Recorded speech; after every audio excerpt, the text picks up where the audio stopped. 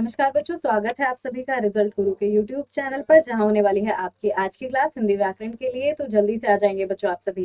जिन बच्चों ने Telegram channel join नहीं किया, टेलीग्राम चैनल ज्वाइन कर लीजिए ताकि क्लास से संबंधित कोई भी नोटिफिकेशन आपसे मिस ना हो, सारी जानकारियां आपको मिलती रहे।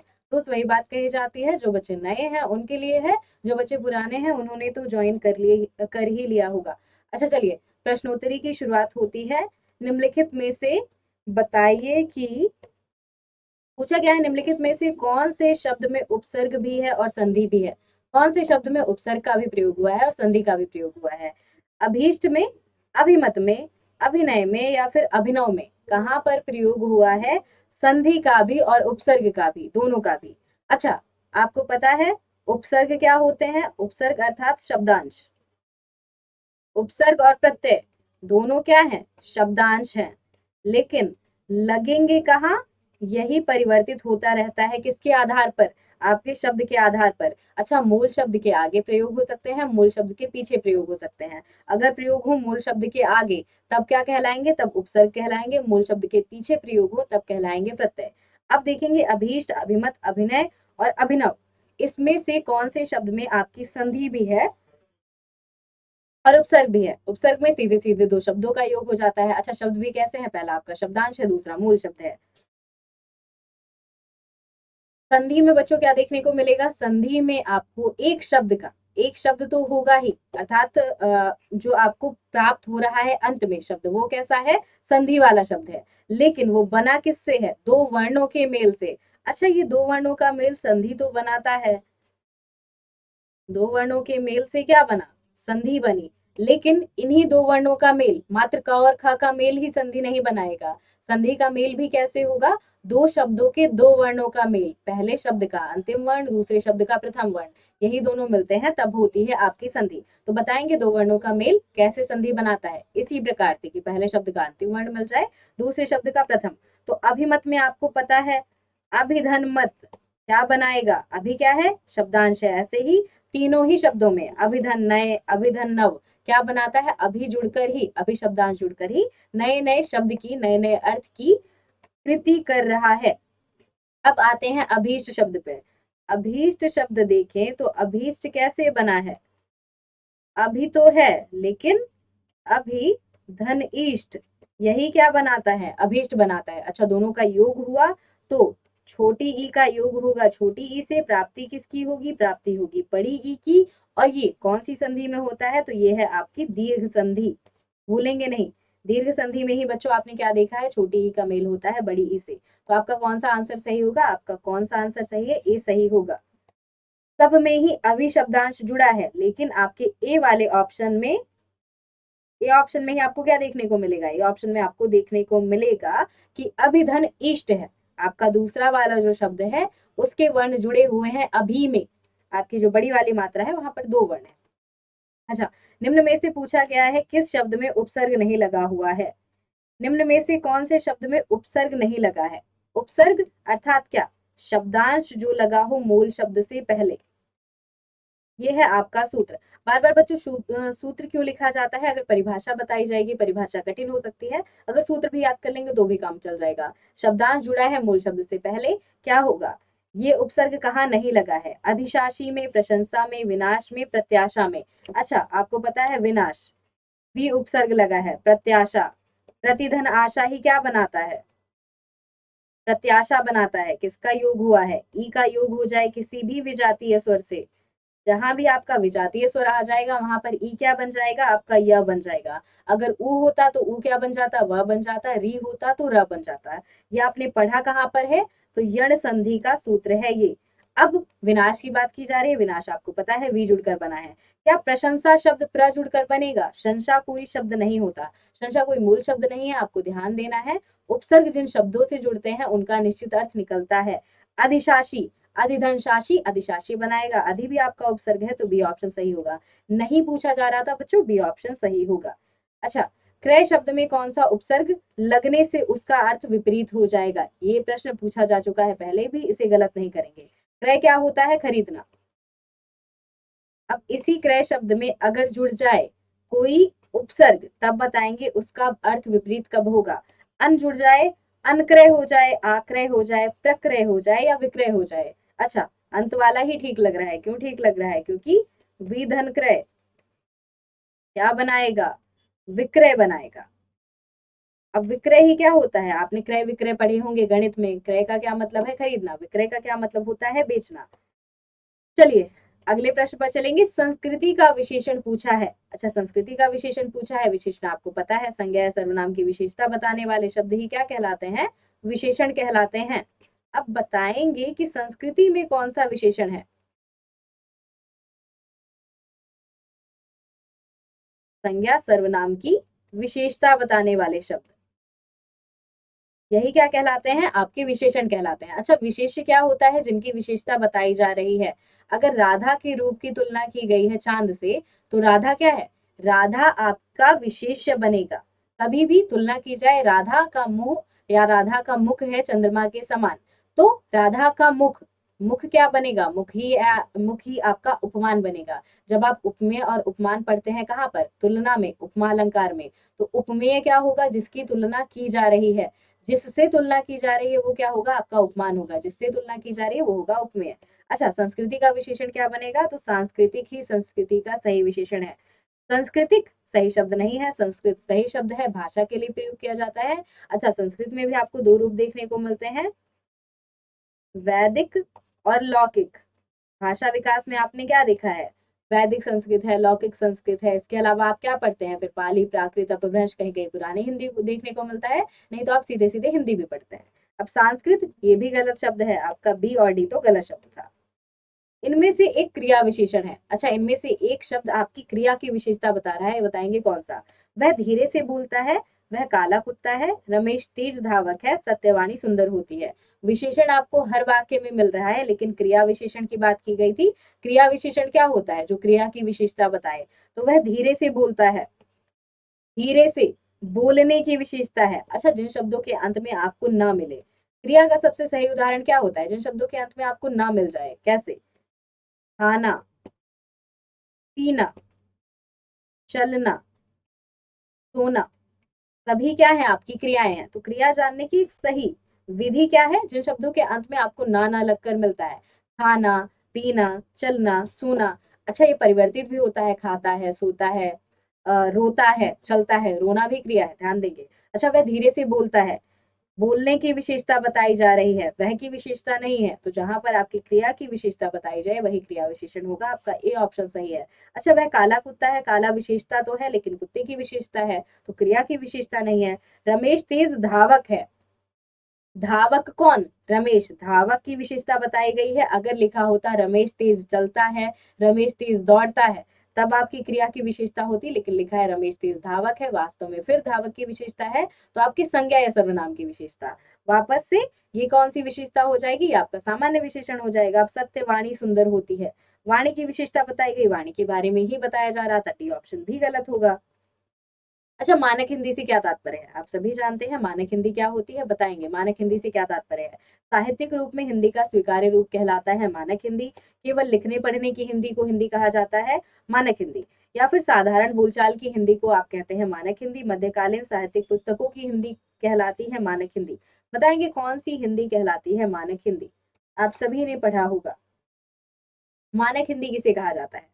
अच्छा, मानक हिंदी में ही आप क्या पढ़ते हैं? मानक हिंदी में ही आपको पुस्तकें मिलती हैं, जो आप व्यवहार कर रहे हैं सामान्य, जिसमें आप पढ़ते हैं, जिसमें आप पुस्तकें पढ़ते हैं, जिसमें आपको पत्रिकाएं अखबार दिखाई देते हैं, वो कौन सी भाषा है? मानक भाषा। कहीं कहीं आपको टकसाली भाषा सुनने को भी मिलेगा। ये टकसाल क्या होती है? जहां पर सिक्के बनाए जाते हैं। आप कभी भी टकसाली हिंदी की बात करें, मानक हिंदी की बात करें, तो आपको किस अर्थ पर जाना है? ऐसी हिंदी जिसका मानकीकरण हो चुका है। कौन सी वाली हिंदी का मानकीकरण हो चुका है? जो साहित्यिक रूप में हिंदी का स्वीकार्य रूप है, उसी का मानकीकरण हो चुका है। मध्यकालीन साहित्यिक पुस्तकों वाली हिंदी नहीं, वर्तमान वाली साहित्यिक हिंदी चल भी जाएगी। मध्यकाल में आपको क्या क्या देखने को मिला? मध्यकाल में आपको भक्ति काल देखने को मिलता है, रीतिकाल देखने को मिलता है। उस समय आपकी सबसे ज्यादा तो ब्रज प्रचलित थी। बाकी आपको अवधि की भी रचनाएं भरपूर मिलती हैं, बाकी बोलियों की रचनाएं तो अच्छी खासी प्रचलित थी। लेकिन आधुनिक काल में आएंगे तब आपको खड़ी बोली में रचना होती दिखाई देती है। और काव्य तो बहुत ज्यादा बाद में। आपको काव्य की रचनाएं कहाँ दिखाई देती हैं? बहुत बाद में। सबसे ज्यादा तो आपके द्विवेदी युग में ही शुरुआत हुई। अच्छा, लेखन की शुरुआत बच्चों आप सभी को पता होगी, लेखन की शुरुआत हो जाती है खड़ी बोली में। खासकर भारतीय हिंदू युग से अच्छी खासी रचनाएं शुरू हो चुकी थी, लेकिन द्विवेदी युग में ही एक सही रूप में ढलती है आपकी खड़ी बोली काव्य की भाषा के लिए। किसी वाक्य में अच्छा शब्द का प्रयोग किया गया है विशेषण के रूप में। पूछा गया है यहाँ पर कौन से वाक्य में आपका जो अच्छा शब्द है वो विशेषण के रूप में, अच्छा विशेषता बताने के रूप में, संज्ञा या सर्वनाम की विशेषता बताने के लिए प्रयोग हुआ है। कौन सा शब्द? अच्छा शब्द। तो तुमने अच्छा किया जो आ गए, यह स्थान बहुत अच्छा है, अच्छा तुम घर जाओ, अच्छा है वह अभी आ जाए। कौन सा प्रयोग किया गया है अच्छा के लिए? अच्छा वो भी विशेषण वाला। तुमने अच्छा किया जो आ गए, अच्छा किया कोई विशेषता नहीं है, अच्छा तुम घर जाओ, अच्छा चलो चाय पी लेते हैं, अच्छा चलो घर चलते हैं, ये सभी क्या है? आपके विशेषण है। अच्छा वह अभी आ जाए गलत होगा, अच्छा तुम घर जाओ गलत होगा, तुमने अच्छा किया गलत होगा। कौन सा सही होगा? यह स्थान बहुत अच्छा है, स्थान की विशेषता बताई जा रही है, तो आपका बी ऑप्शन सही होगा। इनमें से कौन सा भाववाचक संज्ञा नहीं है? पूछा गया है। भाव के बारे में बार बार बताया जाता है बच्चों। आपकी लंबाई चौड़ाई, ये भी क्या है? ये भी आपकी भाववाचक संज्ञा में आते हैं। भाववाचक संज्ञाएं क्या है? जो भाव का बोध कराए। संज्ञा या सर्वनाम की विशेषता विशेषण कहलाती है। किसी व्यक्ति वस्तु स्थान का नाम संज्ञाएं कहलाती हैं। भाववाचक संज्ञा में जिससे भाव का बोध हो, किसके भाव का? किसी व्यक्ति के होने का भाव का, वस्तु के होने के भाव का, वही क्या कहलाती है? भाववाचक संज्ञाएं कहलाती हैं। मिठाई से, चतुराई से, लड़ाई से, उतराई से। उतरने वाला भाव उतराई, लड़ने वाला भाव लड़ाई, चतुर वाला भाव चतुराई। मिठाई ही गलत होगा, बाकी सही शब्द है। आपका ए ऑप्शन होगा गलत। अच्छा, निश्चित शब्द क्रिया विशेषण के किस भेद के अंतर्गत आता है? निश्चित से क्या पता चलता है आपको? परिमाणवाचक है, प्रश्नवाचक है, हेतु बोधक है या हेतुवाचक है? सबसे पहले कभी भी बात की जाए निश्चित की, निश्चित क्या है? जहां पर आपका क्रिया विशेषण कैसा हो, एकदम आपको पता है निश्चित शब्द कि निश्चित ही वह आएगा। निश्चित आपको पता तो है कि एकदम बिल्कुल वह आएगा, लेकिन संख्या नहीं बताई गई, तो आपका कैसा है? परिमाण दर्शाया जा रहा है। जहां पर आपका परिमाण दर्शाया जाए, क्योंकि प्रश्न नहीं था तो प्रश्नवाचक नहीं है, हेतु की बात नहीं हो रही थी, ना ही हेतु बोधक की बात हुई है, ना ही हेतुवाचक की बात हुई है, परिमाण की वाचक हुई है, निश्चित की। अर्थात जहां पर आपका माप दिया हो, पैमाना दिया हो, वहीं पर क्या होता है? परिमाण आता है। अच्छा, तो आपका निश्चित कौन सा क्रिया विशेषण होगा? निश्चित होगा परिमाणवाचक क्रिया विशेषण। अगले प्रश्न पर चलेंगे। कृष्ण ने गाना गाया, आसान सा वाक्य है, बता सकते हैं कि कृष्ण ने गाना गाया वाक्य में कौन सा कारक है? कारक में आपने पढ़ा है कर्ता ने, कर्म को करण से, कहाँ पढ़ते हैं आप? चलिए थोड़ा सा ही लिख देते हैं, शुरू के 3 लिखते हैं, बाकी तो आप जानते हैं। कर्ता ने कर्म को करण से संप्रदान के लिए, अपादान में भी आप पढ़ते हैं से, लेकिन अपादान वाला से क्या होता है? अलग होने के लिए। बच्चों ध्यान देंगे, तत्पुरुष में जो आपको कारक वाली विभक्तियां मिलते हैं, वहां पे आप कर्ता वाला छोड़ देते हैं, और अंतिम वाला संबोधन वाला हे अरे ये सब भी आप छोड़ते हैं। तो बाकी आपके कारक में आपको कितने मिलते हैं? 8 कारक, और 8 कारक की विभक्तियां मिलती हैं। इसके अलावा अगर आप ध्यान देंगे, तत्पुरुष में आपको 6 ही मिलते हैं, आप पहला वाला और अंतिम वाला छोड़ देते हैं। तो कृष्ण ने गाना गाया, किसने गाना गाया? कृष्ण ने। कृष्ण क्या है? कर्ता है। कौन सा कारक होगा? तो कर्ता कारक होगा। अच्छा, स्वतंत्र सत्ता धारण न करने वाले शब्द क्या कहलाते हैं? बार बार प्रश्न पूछा जाता है, इसमें बच्चों को होती है कंफ्यूजन। स्वतंत्र सत्ता ना धारण करने वाला शब्द, जिन शब्दों की स्वतंत्र सत्ता होती है वो क्या कहलाते हैं? रूढ़ कहलाते हैं। अब स्वतंत्र सत्ता ना धारण करने वाला शब्द क्या है? आपका रूढ़ शब्द स्वतंत्र सत्ता धारण करता है।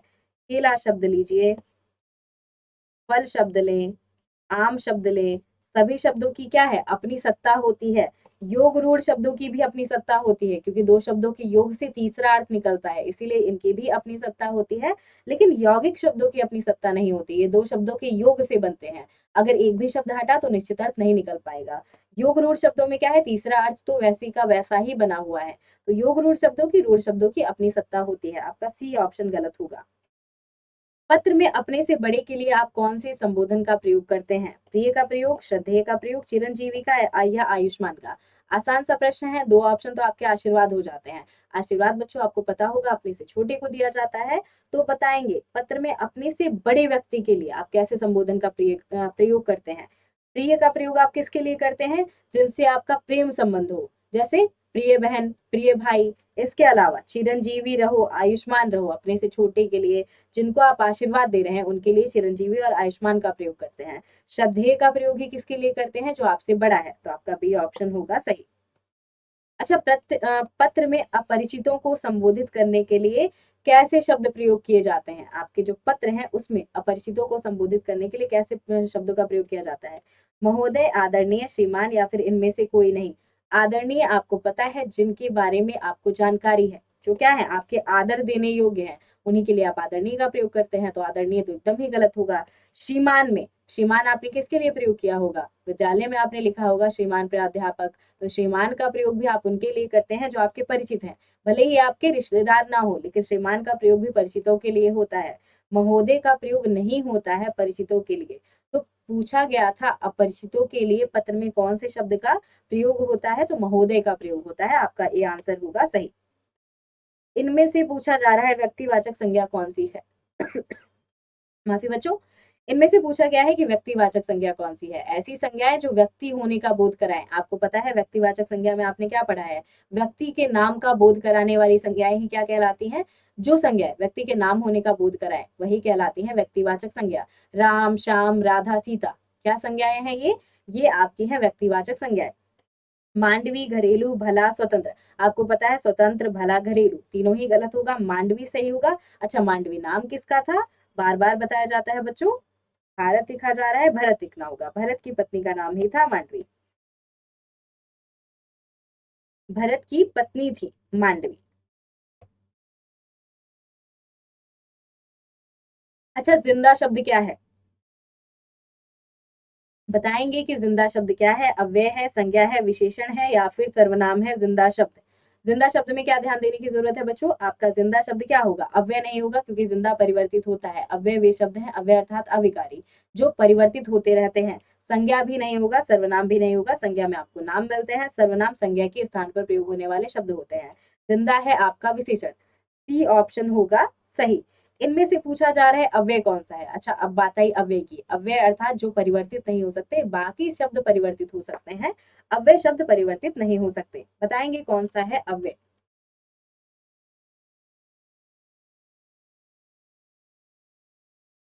इनमें से अव्यय कौन सा है? सजल, धीरे धीरे, पतित या सुंदर? अच्छा, सुंदर, सुंदरता हो सकता है, सुंदर में बदलाव आ सकता है। पतित, पतिता हो सकता है। सजल में भी बदलाव आ सकता है, लेकिन धीरे धीरे में बदलाव नहीं आएगा। आपका धीरे धीरे ही क्या है? धीरे धीरे अव्यय है। अव्यय क्या होता है? अविकारी शब्द। अव्ययी भाव समास भी आपने पढ़ा होगा, उसी में भी आपका पूर्व पद क्या माना जाता है? अव्यय माना जाता है। निम्नलिखित शब्दों में से कौन सा शब्द क्रिया विशेषण है? वापस से बात आई क्रिया विशेषण की। क्रिया विशेषण जो क्रिया की विशेषता व्यक्त करे। नीला क्या है? आपके संज्ञा या सर्वनाम की विशेषता बताएगा। नीला शब्द। विगत शब्द भी संज्ञा या सर्वनाम की विशेषता बताएगा। सूर्योदय शब्द कैसा शब्द है? सूर्य का उदय होना दर्शा रहा है। अच्छा, सूर्य धन उदय, सूर्योदय बनाता है। आपके अ का मेल हुआ ऊ से और अंत में आपको किसकी प्राप्ति हुई? ओ की प्राप्ति हुई। बताएंगे यहाँ पर कौन सी संधि है? क्या यहाँ पर गुण संधि है? चलिए लिख भी देते हैं। गुण है, यण है, अयादि है या फिर दीर्घ संधि है? ये आपको बताना है कौन सा होगा। बाकी सूर्योदय, नीला, विगत, धीरे धीरे, कौन सा आंसर सही है? तो बच्चों धीरे धीरे सही होगा। क्रिया की विशेषता धीरे धीरे चलना, धीरे धीरे खाना। आपको क्या बताया गया था? जिन शब्दों के अंत में आपको ना मिले वो है क्रियाएं, और क्रिया की विशेषता बताने वाले शब्द ही क्या कहलाएंगे? क्रिया विशेषण कहलाएंगे। तो खा रहा है, धीरे धीरे, धीरे धीरे खाना, धीरे धीरे जाना, धीरे धीरे चलना, क्या है? विशेषता है किसकी? क्रिया की। तो आपका डी सही होगा। निम्नलिखित पद इक प्रत्यय लगने से बने हैं, इनमें से कौन सा पद गलत है? पूछा गया है कौन से पद में इक प्रत्यय नहीं लगा है। भौमिक, सामाजिक, दैविक, पाक्षिक। अच्छा, इस प्रश्न में थोड़ी सी समस्या आती है बच्चों को। कहाँ गड़बड़ी होगी? आपका पाक्षिक, भौमिक, सामाजिक, दैविक। दैव धन इक, दैविक बनाता है। भूमि धन इक, भौमिक बनाता है। पक्ष धन इक, पाक्षिक बनाता है। लेकिन सामाजिक शब्द की उत्पत्ति कैसे होती है? हर जगह आपका एक प्रत्यय ही लगा है, लेकिन सामाजिक शब्द की उत्पत्ति कैसी होती है? समाज धन इक से होती है। समाज धन एक से होती है, सामाजिक धन एक से नहीं, समाज से नहीं होती, समाज से नहीं। आपको पता है यहाँ पर अ वाली मात्रा लगी है, बड़े आ की मात्रा, तो इसीलिए आपका सी वाला ऑप्शन गलत होगा। बाकी सारे ऑप्शन एक प्रत्यय लगने से ही बने हैं। सामाजिक ऑप्शन होगा गलत। व्यवस्था से पूर्व कौन सा उपसर्ग लगाएं कि उसका अर्थ विपरीत हो जाए? आसान सा प्रश्न है। व्यवस्था के पूर्व आप ये लगा दीजिए एक उपसर्ग। ये रहा आपका शब्द है व्यवस्था, इससे पहले एक उपसर्ग लगाइए, बड़ा आ लगाइए, छोटा आ लगाइए, परि या फिर उप। अव्यवस्था कीजिए, अव्यवस्था कीजिए, परिव्यवस्था या फिर उपव्यवस्था। कौन सा आपको शब्द लगाने से, शब्दांश अर्थात क्या, आपका उपसर्ग लगाने से अर्थ विपरीत हो जाएगा? अच्छा, अव्यवस्था सही शब्द है या फिर अव्यवस्था सही शब्द है? कौन सा सही होगा, अव्यवस्था या अव्यवस्था? बी ऑप्शन सही होगा। परिव्यवस्था नहीं होगा बच्चों, उपव्यवस्था भी नहीं होगा, अव्यवस्था भी नहीं, अव्यवस्था सही शब्द होता है। क वर्ण का उच्चारण स्थान क्या है? उच्चारण स्थान वाले प्रश्न बच्चों एकदम अच्छे से याद आ गए होंगे। क बोलेंगे, जीभ नहीं हिलेगी, सीधे सीधे कंठ से उच्चारण हुआ, तो क का उच्चारण स्थान क्या है? कंठ माना जाएगा। ये ऑप्शन सही है। थोड़ा सा स्पीड में बच्चों इसलिए चल रहे हैं क्योंकि आपके 1 घंटे में ज्यादा प्रश्न हो नहीं पाते हैं। आज आपकी ठीक ठाक सी क्लास है, तो प्रयास क्या है, ज्यादा प्रश्न करवाने का। य वर्ण का उच्चारण स्थान क्या है? य। अच्छा, य, र, ल, व। अंतस्थ व्यंजनों के उच्चारण स्थान तो आपको बताए ही नहीं गए। य बोलेंगे तो आपकी जीभ कहाँ आकर्षित होती है, किस स्थान की तरफ आकर्षित होती है? दंत की तरफ, तालु की तरफ, कंठ की तरफ या मूर्धा की तरफ? आकर्षण वाला सिद्धांत भी हम प्रयोग कर रहे हैं यहाँ पर। ई में भी देखा होगा आपने, ई बोले, बड़ी ई बोले, दोनों के उच्चारण में आप क्या जानते हैं? तालु जानते हैं। ऐसे य का उच्चारण क्या माना जाता है? या का उच्चारण भी माना जाता है तालु। आपका बी ऑप्शन होगा सही। ट वर्ण का उच्चारण क्या है? आसान सा प्रश्न है। जिन वर्णों के उच्चारण में आपकी जीभ पलट जाए वही कहलाते हैं ट वर्ण या फिर ट वर्ग के उच्चारण स्थान। ट वर्ग में आपके कौन कौन से वर्ण आते हैं? तो ट, ठ, ड, ढ और न। कहाँ पढ़ा है आपने? ट वर्ग के उच्चारण में पढ़ा है। तो तालु, मूर्धा, दंत, कंठ, तालव्य, कौन सा सही होगा? तो आपका मूर्धा सही होगा। ट वर्ग का उच्चारण स्थान क्या है? मूर्धा होगा।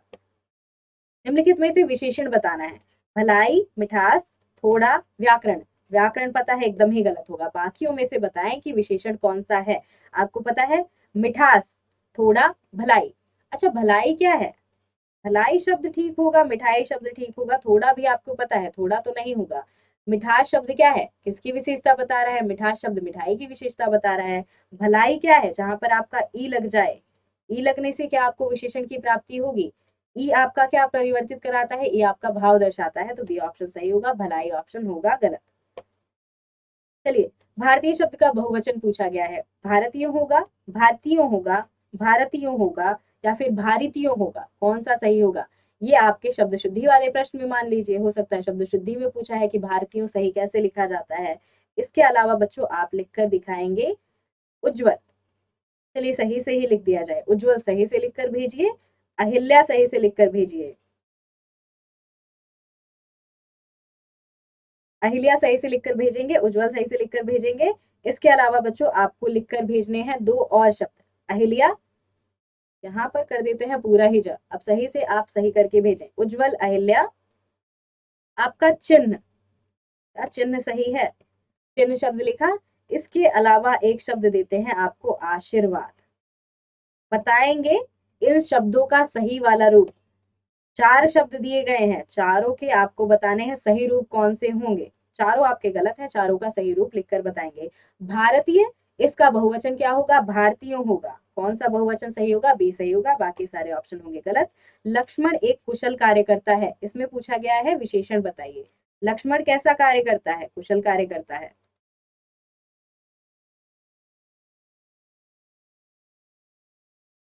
तो लक्ष्मण कैसा कार्य करता है? कुशल कार्य करता है। पूछा गया है विशेषण, विशेषण क्या है? आपके किसकी विशेषता बताएगा? क्रिया विशेषण की बात नहीं की गई है, विशेषण बताता है किसकी विशेषता?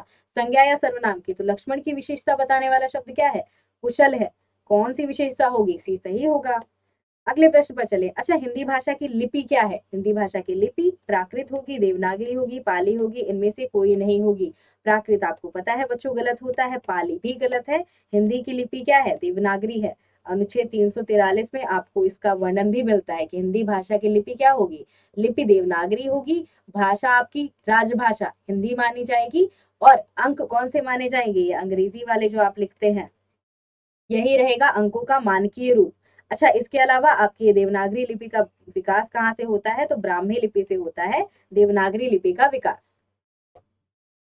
निर्वासित शब्द में पूछा गया है कौन सा प्रत्यय लगेगा, इत लगेगा, सिक लगेगा, इक लगेगा, इनमें से कोई नहीं। निर्वासित पूछा गया है, आसान सा प्रश्न है। निर्वास क्या है, मूल शब्द है। अब मूल शब्द के अंत में जुड़ेगा एक शब्दांश, यही शब्दांश क्या होगा आपका, अगर इत जुड़े तो निर्वासित बनेगा, सित जुड़े तो निर्वासित हो जाएगा, निर्वास इक तो होगा ही नहीं, तो आपका इक भी गलत है, सित भी गलत है, निर्वास इत सही होगा, आपका निर्वास धन इत सही होगा। अगले प्रश्न पर आएंगे, निम्नलिखित में से रूढ़ शब्द कौन सा है। अच्छा, रूढ़ शब्द छोटा शब्द होगा पहली बात, और दूसरी आपके रूढ़ शब्द दो शब्दों के योग से नहीं बनते, जहां आपको दो शब्दों का योग ना मिले वही आपका कहलाता है रूढ़ शब्द। लंबोदर, घुड़साल, दूध वाला लोटा, दूध धन वाला, वाला क्या है आपका प्रत्यय है। घुड़साल घोड़ों की साल, घुड़धन साल से बना है, ये भी आपका कैसा है, यौगिक शब्द है, ये आपका कैसा शब्द हुआ, यौगिक हुआ। नीचे वाला शब्द भी है यौगिक। लंबोदर कैसा शब्द है, योग रूढ़ शब्द है, रूढ़ हो चुका है किसके लिए, गणेश के लिए।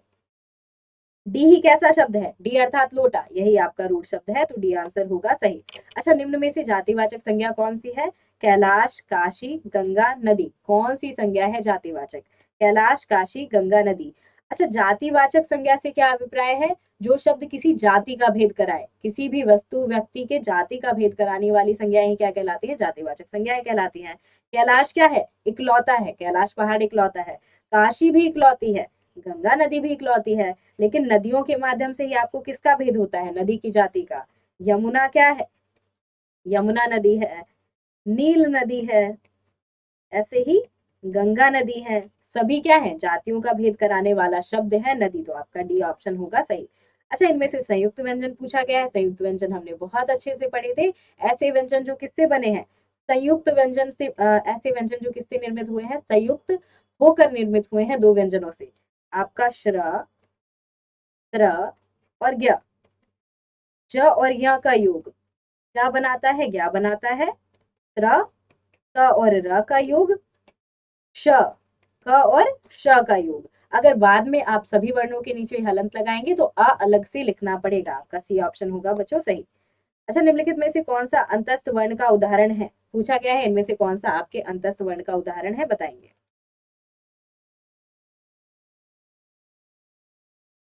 इनमें से कौन सा है अंतस्थ वर्ण का उदाहरण, ऊष्म महाप्राण व्यंजन अर्थात झ और ठ, अघोष वर्ण ट और ठ, कंठ तालव्य ए और ऐ, दंत तालव्य अर्थात व, कौन सा होगा इसमें से अंतस्थ व्यंजन का उदाहरण। बहुत आसान है, आपको पता है झ और ठ आप कहाँ पढ़ते हैं, च छ ज झ य, तो झ आपने कहाँ पढ़ा है, च वर्ग में पढ़ा है, ठ आपने कहाँ पढ़ा है, ट वर्ग में पढ़ा है। अघोष वर्ण ट और ठ, ट वर्गीय है। कंठ तालव्य ए और ऐ, कंठ तालव्य कहलाते हैं, आपने ये पढ़े हैं स्वरों में।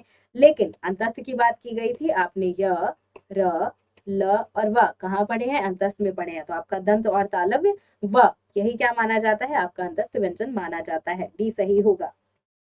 अच्छा, हिंदी में किन दो वर्णों के द्विस्पृष्ट और मूर्धन्य दो दो उदाहरण होते हैं, ल, ठीक है, अगर ला के साथ आप लिख दें त्र, चलिए त्र लिख दीजिए, छ और छ, ड और ड, त्र, श और त्र, वापस दो दो आए। अच्छा, आपको क्या ध्यान देना है, पूछा गया था द्विस्पृष्ट उदाहरण, ऐसे वर्ण जो दो वर्गों के द्विस्पृष्ट और मूर्धन्य दो दो उच्चारण होते हैं। आपको क्या ध्यान देना है बच्चों, हिंदी वर्णमाला में आपको दो ऐसे वर्ण मिलते हैं जिनके अलग अलग उच्चारण भी है, जिनके अलग अलग आपको रूप भी मिलते हैं, दो गुणों वाले व्यंजन भी कहे जाते हैं। ये दो गुणों वाले व्यंजन कौन से हैं, आपका ड, ड और ड, यही क्या माना जाता है, दो गुणों वाला व्यंजन माना जाता है। क्यों, इसका आपको बिंदी वाला रूप भी मिलता है, तो सही आंसर क्या होगा, आपका सही आंसर होगा सी। दो प्रश्न जल्दी जल्दी और करेंगे, इनमें से दीर्घ स्वर हिंदी में नहीं है। अच्छा, इनमें से कौन सा दीर्घ स्वर हिंदी में नहीं है, बच्चों लिखा होना चाहिए था, इस ऑप्शन में है समस्या, क्योंकि इनमें से पूछा गया है कौन सा दीर्घ स्वर हिंदी में नहीं है। बाकी आपका ऐ तो है ही, री है ही, लेकिन आपका स क्या है, स की जगह दूसरा व्यंजन होना चाहिए था, यहाँ पर सी नहीं री होना चाहिए था, री नहीं ये वाला री होना चाहिए था, तो आपका प्रश्न थोड़ा ठीक होता। तो इस प्रश्न में है, इसीलिए थोड़ी सी समस्या है, ये वाला प्रश्न काट देंगे। चलिए अगले प्रश्न पर चलते हैं। हल शब्द किसके लिए प्रयोग किया जाता है? हलंत शब्द आपने सुना होगा, ये जो नीचे लगाते हैं वर्णों के नीचे, ये दिखाने के लिए कि आपका जो क है क्या है, स्वर से रहित है, ये आपका क्या कहलाता है? हलंत कहलाता है। लेकिन हल शब्द किसके लिए प्रयोग किया जाता है? स्वरों के लिए, हलंत के लिए, व्यंजन के लिए, विसर्ग के लिए। हल शब्द सही अर्थों में प्रयोग किया जाता है स्वरों के लिए, आपका ए आंसर होगा सही। अच्छा, निम्न में से पूछा गया है विस्मयादि बोधक शब्द कौन सा है? ये आपको बताना है। हाय, अरे, आह, किंतु। अच्छा बच्चों, यहाँ पर पूछा होना चाहिए था कौन सा नहीं है, माफी, प्रश्न में है समस्या, इनमें से पूछा गया कौन सा विस्मयादि बोधक शब्द नहीं है, ये आप कमेंट करके बताएंगे। बाकी मिलते हैं बच्चों अगली क्लास में, तब तक के लिए ध्यान रखें। रिकॉर्डिंग कोशिश थी बच्चों रिकॉर्डिंग क्लास में आपके अच्छे खासे प्रश्न हो जाएं, ताकि बच्चों को थोड़ा तो लगे कि हाँ हमारे आज के प्रश्न हुए। तो 35 प्रश्न हो गए हैं, आपका एक प्रश्न तो रह गया, एक प्रश्न में समस्या थी, बाकी ये रहे आपके इतने प्रश्न। मिलते हैं बच्चों आज इतने ही प्रश्न, आपसे अगली क्लास में मिलेंगे। तब तक के लिए अपना ध्यान रखें, बहुत बहुत आराम से प्रश्नोत्तरी करते रहें। व्याकरण में कोई नया विषय पढ़ना है तो कमेंट करके जरूर बताएं। कुछ ही दिनों में आपके छंद, रस, अलंकार तीनों की क्लासेस शुरू होंगी। धन्यवाद बच्चों।